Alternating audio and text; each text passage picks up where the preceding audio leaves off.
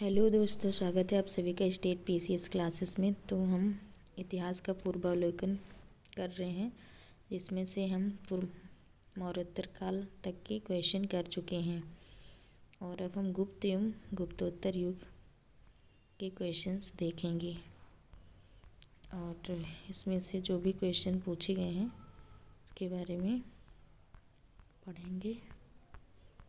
तो पहला क्वेश्चन है कि गुप्त वंश ने किस अवधि तक शासन किया था। तो इसका राइट आंसर हो जाएगा ए, 319 से 500 ईस्वी तक इन्होंने शासन किया था। नेक्स्ट क्वेश्चन है कि निम्नलिखित शासकों में से किस एक ने 4 अश्वमेधों का संपादन किया था। तो इसका राइट आंसर हो जाएगा बी, प्रवरसेन प्रथम ने 4 अश्वमेधों का संपादन किया था। नेक्स्ट क्वेश्चन है कि भारत का नेपोलियन किसे कहा जाता है। तो भारत का नेपोलियन समुद्रगुप्त को कहा जाता है। इसकी व्याख्या देखेंगे कि इतिहासकार विंसेंट स्मिथ ने अपनी रचना अर्ली हिस्ट्री ऑफ इंडिया में समुद्रगुप्त की वीरता एवं विजयों का मुग्ध होकर उसे भारतीय नेपोलियन की संज्ञा दी है। नेक्स्ट क्वेश्चन है कि क्वेश्चन रिपीट हुआ है, जिसमें से फिर से वही क्वेश्चन है, प्राचीन भारत का नेपोलियन किसे कहा जाता है। तो समुद्रगुप्त को कहा जाता है। नेक्स्ट क्वेश्चन है कि निम्नलिखित में से किस गुप्त राजा का एक अन्य नाम देवगुप्त था। तो चंद्रगुप्त द्वितीय का नाम देवगुप्त था। नेक्स्ट क्वेश्चन है कि प्रथम गुप्त शासक जिसने परम भागवत की उपाधि धारण की थी। तो परम भागवत की उपाधि समुद्रगुप्त ने धारण की थी। नेक्स्ट क्वेश्चन है कि परम भागवत की उपाधि धारण करने वाला प्रथम गुप्त शासक कौन था। तो इसका भी राइट आंसर समुद्रगुप्त हो जाएगा। नेक्स्ट क्वेश्चन है कि इलाहाबाद स्तंभ अभिलेख निम्नलिखित में से किस एक से संबद्ध है। तो ये चंद्रगुप्त मौर्य और अशोक दोनों से संबंधित है। तो बी और सी इसका राइट आंसर हो जाएगा। क्वेश्चन है कि इलाहाबाद का अशोक स्तंभ किसके शासन के बारे में सूचना प्रदान करता है। तो इसका राइट आंसर डी हो जाएगा, समुद्रगुप्त के बारे में यह सूचना प्रदान करता है। क्वेश्चन नंबर 10 है कि प्रयाग प्रशस्ति किसके सैन्य अभियान के बारे में जानकारी देती है। तो ये जो है समुद्रगुप्त के बारे में जानकारी देती है। आगे बढ़ेंगे और नेक्स्ट क्वेश्चन देखेंगे कौन सा है। तो नेक्स्ट क्वेश्चन है कि समुद्रगुप्त के प्रयाग प्रशस्ति में कौशल के शासक का क्या नाम था। तो कौशल के शासक का नाम महेंद्र था। तो सी इसका राइट आंसर हो जाएगा, सी इसका राइट आंसर हो जाएगा। नेक्स्ट क्वेश्चन है कि समुद्रगुप्त के प्रयाग प्रशस्ति वाले स्तंभ पर निम्नलिखित में से किसका लेख मिलता है। तो जहांगीर का इसमें लेख मिलता है। तो ए इसका राइट आंसर हो जाएगा। ये ROR 2016 में पूछा गया क्वेश्चन है।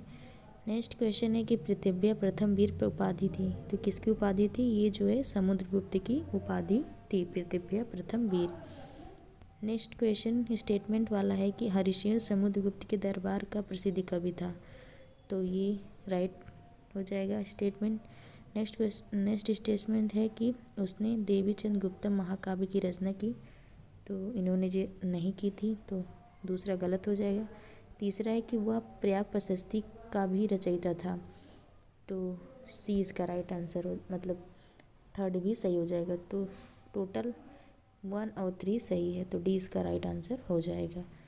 नेक्स्ट क्वेश्चन है सूची 1 को सूची 2 से मिलाना है। इसमें दक्षिण भारत के समुद्रगुप्त के समकालीन नरेश और उनके राज्य जो हैं उससे हमें मिलान करना है।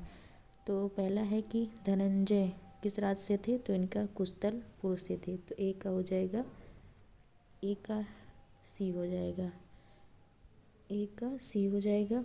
और नीलराज किससे थे। तो नीलराज जो है, नीलराज अमुक्त से थे। उग्रसेन पलाक्का से थे। और विष्णुगोपा जो है कांची से थे। तो सी इसका राइट आंसर हो जाएगा। इसकी व्याख्या दी गई और आगे क्वेश्चन देखेंगे। नेक्स्ट क्वेश्चन है कि दिल्ली की कुब्बत उल इस्लाम मस्जिद के प्रांगण में उन्नत प्रसिद्ध लोह स्तंभ किसकी स्मृति में है। तो ये जो है चंद्र की स्मृति में है। तो 20 का राइट आंसर हो जाएगा। नेक्स्ट क्वेश्चन है कि कौन सा राजवंश हुणों के आक्रमण से अत्यंत विचलित हुआ। तो ये जो है गुप्त राजवंश हुणों के आक्रमण से विचलित हुआ था। नेक्स्ट क्वेश्चन है कि हुडू ने भारत पर आक्रमण किया था, तो ये जो है स्कंदगुप्त के शासनकाल में किया था। नेक्स्ट क्वेश्चन है कि निम्नलिखित में से किस गुप्त शासक ने हुडू पर विजय प्राप्त की थी, तो स्कंदगुप्त ने जो है हुडू पर विजय प्राप्त की थी। नेक्स्ट क्वेश्चन है कि क्वेश्चन रिपीट हुआ है कि क्वेश्चन में 20 है गुप्त सम्राट जिसने हुडू को पराजित किया था कौन थे, तो वो जो है स्कंदगुप्त थे। नेक्स्ट क्वेश्चन है कि इनमें से किस गुप्त शासक ने हुडू को पराजित किया था, तो इसका भी राइट आंसर स्कंदगुप्त हो जाएगा। नेक्स्ट है कि किस अभिलेख से ज्ञात होता है कि स्कंदगुप्त ने हुडू को पराजित किया था, तो ये जो है भीतरी अभिलेख स्तंभ लेख से पता चलता है। ये कहाँ पे मिला है, ये उत्तर प्रदेश के गाजीपुर ज़िले में मिला है। ये ROR 2014 का पूछा गया क्वेश्चन है। नेक्स्ट क्वेश्चन है कि गुप्त साम्राज्य के पतन के विभिन्न कारण थे, लेकिन इसमें से कौन से कारण नहीं है, तो हुड आक्रमण ये भी था, प्रशासन का समांती ढांचा ये भी था, उत्तरवर्ती गुप्तों का बौद्ध धर्म स्वीकार करना ये भी सही था, लेकिन अरब आक्रमण ये नहीं था, तो डी इसका राइट आंसर हो जाएगा। आगे बढ़ेंगे और नेक्स्ट क्वेश्चन देखेंगे कि शक विजेता किसे जाना जाता है, तो शक विजेता जो है चंद्रगुप्त द्वितीय को जाना जाता है। नेक्स्ट क्वेश्चन है कि रजत सिक्के जारी करने वाला प्रथम गुप्त शासक कौन था, तो चंद्रगुप्त द्वितीय था जिसने जो है चांदी के सिक्के जारी किए थे। नेक्स्ट क्वेश्चन है कि प्रसिद्ध चीनी यात्री फाहियान ने किसके शासन काल में भारत की यात्रा की, तो ये जो है चंद्रगुप्त द्वितीय के समय में इसने भारत की यात्रा की थी।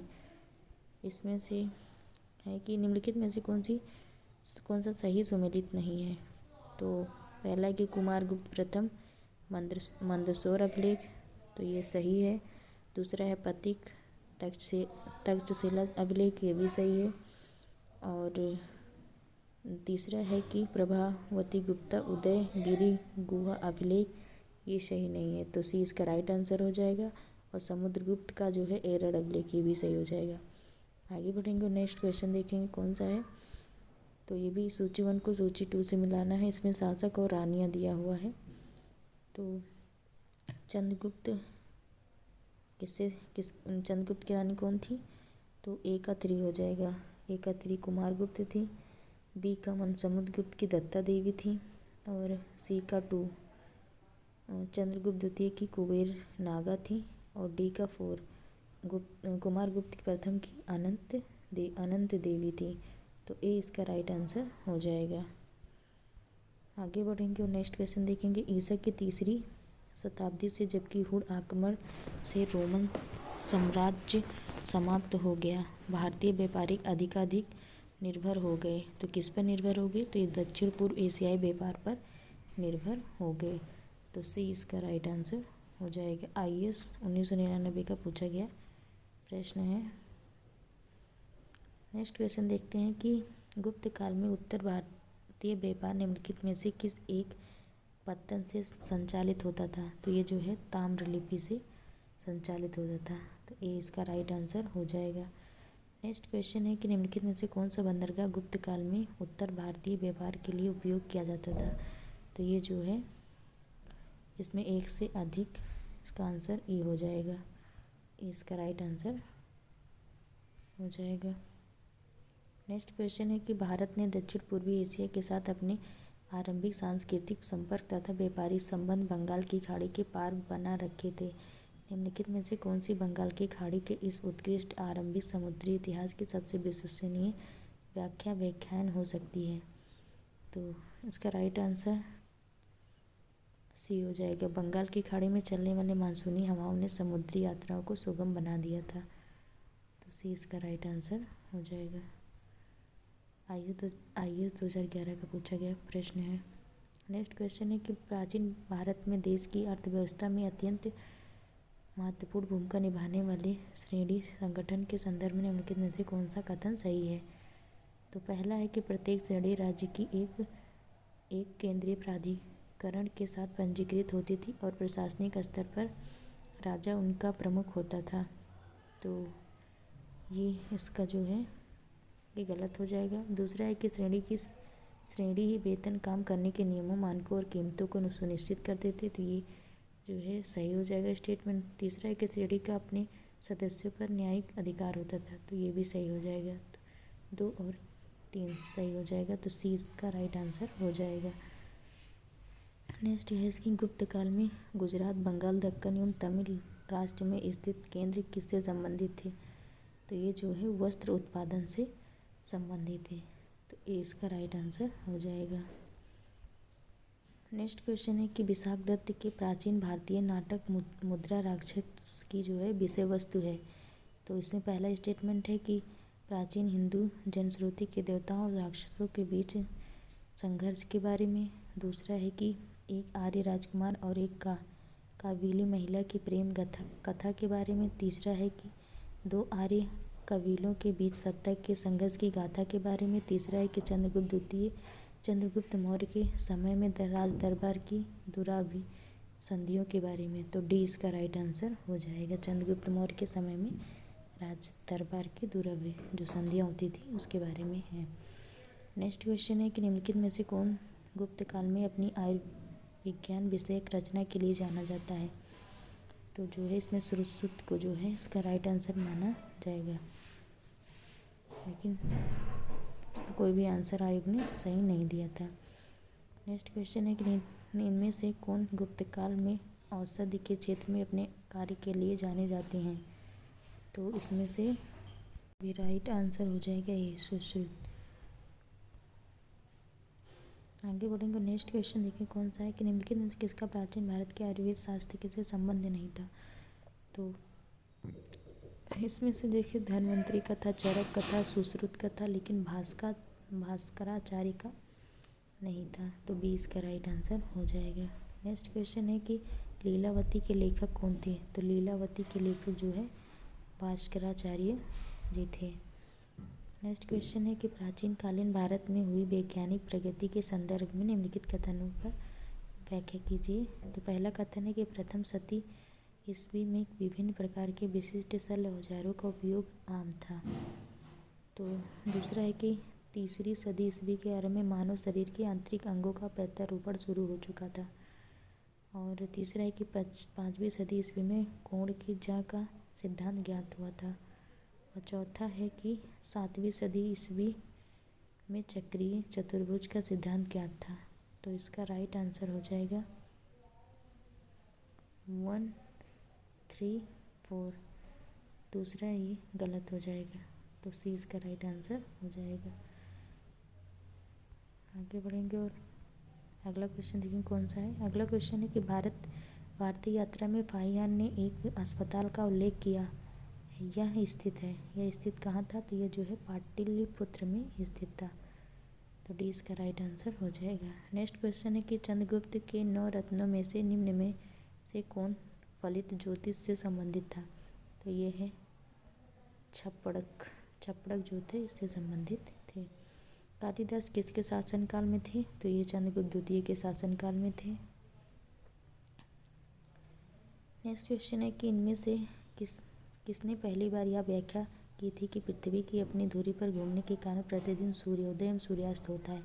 तो सबसे पहले जो है आर्यभट्ट ने की थी। इनकी पुस्तक है आर्यभट्टियम। नेक्स्ट क्वेश्चन है कि अधोलिखित में कौन गुप्त कालीन स्वर्ण मुद्रा है? तो दिनार जो है ये गुप्तकालीन स्वर्ण मुद्रा थी। नेक्स्ट क्वेश्चन है कि गुप्त जो है स्वर्ण मुद्रा को कहा जाता था? तो क्या कहा जाता था? दिनार कहा जाता था। तो 20 का राइट आंसर हो जाएगा।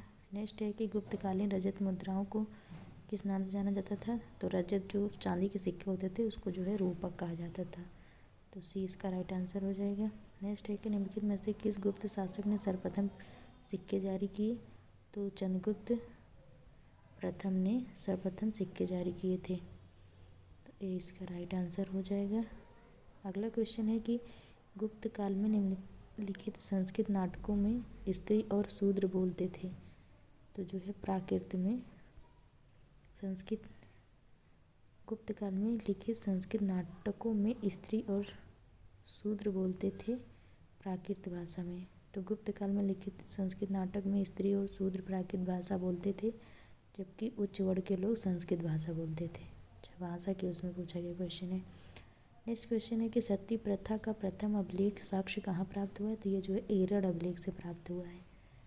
ये कब का है? ये 510 ईस्वी का है। नेक्स्ट क्वेश्चन है गुप्त संवत की स्थापना किसने की? तो गुप्त संवत की स्थापना चंद्रगुप्त प्रथम ने की थी। नेक्स्ट क्वेश्चन सूची 1 को सूची 2 से मिलाना है। इसमें सम्राट और विरुद्ध दिया है, कौन कौन से किसने उपाधि धारण की थी। तो एक का जो है 2 हो जाएगा, अशोक ने क्रमादित्य प्रियदर्शनी की जो है प्रियदर्शनी कहा जाता था। समुद्रगुप्त को परक्रमांक को कहा जाता था। और चंद्र उन्होंने जो है उपाधि धारण की थी। चंद्रगुप्त द्वितीय विक्रमादित्य की उपाधि धारण की थी और चंद्रगुप्त द्वितीय और स्कंदगुप्त ने क्रमादित्य की। तो इसका राइट आंसर सी हो जाएगा। इसकी व्याख्या भी देख लेंगे। कौन? अशोक ने प्रियदर्शन की, समुद्रगुप्त ने परक्रमांक की और चंद्रगुप्त द्वितीय ने विक्रमादित्य की और स्कंदगुप्त ने क्रमादित्य की उपाधि धारण की थी। नेक्स्ट क्वेश्चन है कि नगरों का क्रमिक पतन किस काल की एक महत्वपूर्ण विशेषता थी? तो इसका राइट आंसर ए हो जाएगा, गुप्त काल की। नेक्स्ट क्वेश्चन है किस शासक वंश ने मंदिरों में ब्राह्मणों को सबसे अधिक ग्राम अनुदान में दिया था? तो इसका राइट आंसर ए हो जाएगा, गुप्त वंश ने। नेक्स्ट क्वेश्चन है कि प्राचीन भारत में किस वंश का शासनकाल स्वर्ण युग कहा जाता है? तो यह जो है गुप्त काल को स्वर्ण युग कहा जाता है। अगला क्वेश्चन कौन सा है? अगला है कि निम्न में से किस काल में स्त्रियों की पुरुषों से बराबरी की थी? तो जो है इनमें से कोई नहीं।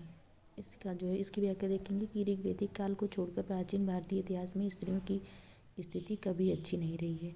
गुप्त, मौर्य और चोल काल में भी स्त्रियों की स्थिति से संबंधित कुछ सीमित प्रसंगों को छोड़कर उनकी दयनीय स्थिति का ही साक्ष्य मिलता है।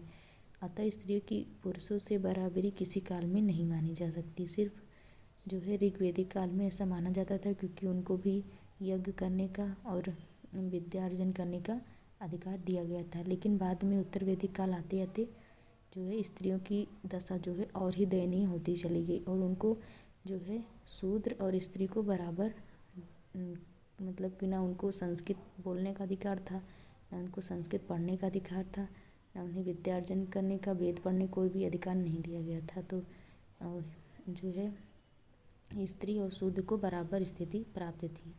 नेक्स्ट क्वेश्चन है कि गुप्त युग में भूमि राजस्व की दर क्या थी? तो ये जो है उपज का 6वां भाग। तो 20 का राइट आंसर हो जाएगा। नेक्स्ट क्वेश्चन है कि धर्मशास्त्रों में भू राजस्व की दर क्या थी? तो धर्मशास्त्रों में भू राजस्व की दर जो है 1/6 थी। क्वेश्चन नंबर 59 है कि हिंदू विधि द्वारा मान्य कर कितना था? तो हिंदू विधि द्वारा मान्य कर जो था उपज का 6वां भाग था। नेक्स्ट क्वेश्चन है कि किस प्रकार की भूमि को अपरहत कहा जाता था? तो जो है बिना जोती हुई जंगली भूमि को अपरहत कहा जाता था। तो इसका राइट आंसर हो जाएगा।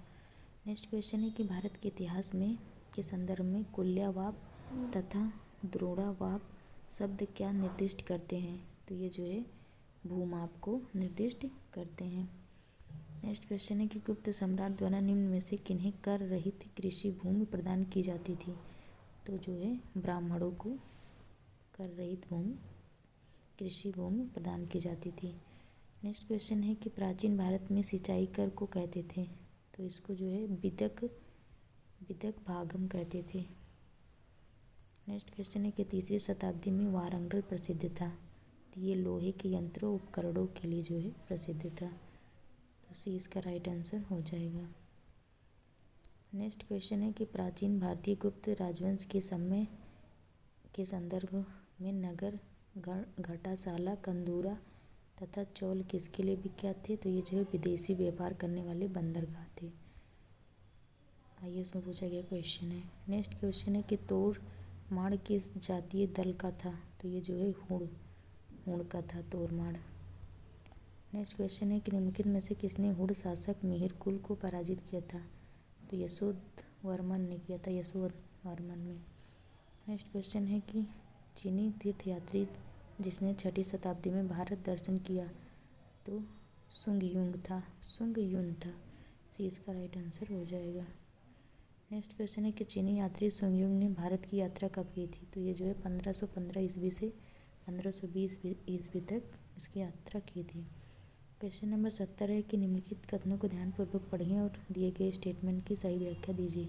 तो गुप्त सम्राट स्वयं के लिए दैवीय अधिकारों का दावा करते थे, तो सही करते थे, तो एक ये इसका राइट हो जाएगा। उनका प्रशासन नितांत केंद्रीकृत था, तो वैसा नहीं है, तो दूसरा गलत हो जाएगा। तीसरा एक उन्होंने भूमदान की परंपरा को विस्तारित किया, तो हाँ उन्होंने भूमदान किया था, तो 1 और 3 इसका राइट आंसर सी हो जाएगा। आगे बढ़ेंगे, नेक्स्ट क्वेश्चन देखेंगे कि गुप्त काल के दौरान भारत में बालात श्रम वृष्टि के संदर्भ में निम्नलिखित में से कौन सा कथन सही है? तो पहला है कि इसे राज्य के लिए आय का एक स्रोत, जनता द्वारा दिए जाने वाला एक प्रकार का कर माना जाता था, तो यही इसका राइट आंसर है, ये इसका राइट आंसर है। नेक्स्ट क्वेश्चन है कि कहा जाता है कि शतरंज का खेल उद्भूत हुआ था, तो ये जो है भारत में हुआ था। शतरंज का खेल जो है भारत से इसका उद्भोदन माना जाता है, यहीं से शुरुआत हुई थी इसकी। नेक्स्ट क्वेश्चन है कि शूद्र द्वारा लिखी हुई प्राचीन भारतीय पुस्तक मृच्छकटिकम का विषय था, तो ये जो है एक धनी व्यापारी और एक गणिका की पुत्री की प्रेम कथा से संबंधित है, तो ये इसका राइट आंसर हो जाएगा। इसकी व्याख्या देखेंगे कि शूद्रकृत मृच्छकटिकम नाटक रचना से गुप्तकालीन शासक व्यवस्था एवं नगर जीवन के विषय में रोचक सामग्री मिलती है। इससे तत्कालीन समाज में होने वाले परिवर्तनों पर प्रकाश पड़ता है, यथा इससे पता चलता है कि उज्जैनी में कुछ शूद्र अधिकारी थे, अब उन्हें महाकाव्यों पुराणों के श्रवण का अधिकार भी मिल गया था। वस्तुतः इस ग्रंथ में चारुदत्त नामक ब्राह्मण सार्थवाय एवं एक गणिका की पुत्री वसंत सेना की प्रेम कथा को शब्दों में रूप दिया गया है। नेक्स्ट क्वेश्चन है कि प्राचीन सांख्य दर्शन में किसका महत्वपूर्ण योगदान है? तो कपिल का जो है महत्वपूर्ण योगदान है, तो ये इसका राइट आंसर हो जाएगा। नेक्स्ट क्वेश्चन है कि कपिल मुनि द्वारा प्रतिपादित दार्शनिक प्रणाली है, तो ये सांख्य दर्शन है, तो भी इसका राइट आंसर हो जाएगा। नेक्स्ट है कि सांख्य दर्शन प्रतिपादित किसने किया था? तो कपिल मुनि ने किया था, सी इसका राइट आंसर हो जाएगा। नेक्स्ट जो है स्टेटमेंट वाला क्वेश्चन है कि भारत में दार्शनिक विचार के इतिहास के संदर्भ में सांख्य संप्रदाय से संबंधित निम्नलिखित कथनों पर विचार कीजिए। पहला है कि सांख्य पुनर्जन्म या आत्मा के आवागमन के सिद्धांत को स्वीकार नहीं करते थे, तो ये गलत हो जाएगा। दूसरा है कि सांख्य की मानता है कि आत्मज्ञान ही मोक्ष की ओर ले जाता है, ना कि कोई ब्रह्म बाह्य प्रवाह या कारक, तो दूसरा सही हो जाएगा, तो बी इसका राइट आंसर हो जाएगा। आज हम 80 क्वेश्चन तक देखेंगे, उसके बाद अगली वीडियो में कंटिन्यू करेंगे। नेक्स्ट क्वेश्चन है कि निम्नलिखित कथनों पर को पढ़िए और सही विकल्प का चयन कीजिए। पहला स्टेटमेंट है कि कपिल सांख्य पद्धति के सबसे पुराने प्रेरता हैं।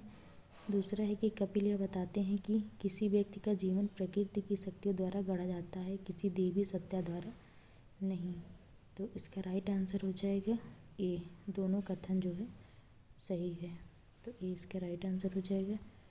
नेक्स्ट क्वेश्चन है कि योग दर्शन के प्रतिपादक कौन है? तो योग दर्शन के प्रतिपादक पतंजलि जी हैं। नेक्स्ट क्वेश्चन है कि योग के आविष्कारक कौन थे? तो वही पतंजलि, इसका राइट आंसर हो जाएगा। तो आज हमने 80 क्वेश्चन तक किया, इसके अभी काफ़ी क्वेश्चन है, 150 प्लस क्वेश्चन है, तो आगे हम कंटिन्यू करेंगे। तो आप लोग ऐसे वीडियो को देखते रहिए और चैनल को शेयर और सब्सक्राइब करिए। Thank you so much.